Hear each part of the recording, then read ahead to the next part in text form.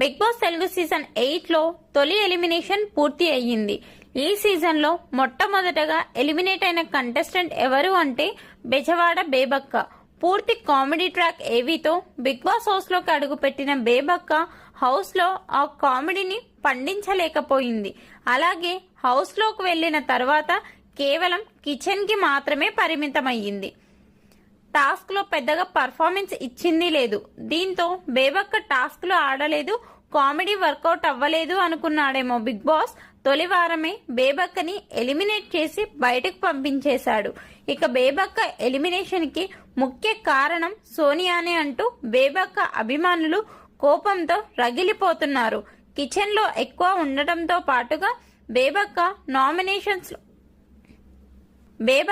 Nominations లోకి రావడం కూడా ఫుడ్ గురించి మాత్రమే వచ్చింది. నామినేషన్ చేసిన ప్రతి ఒక్కరు చెప్పిన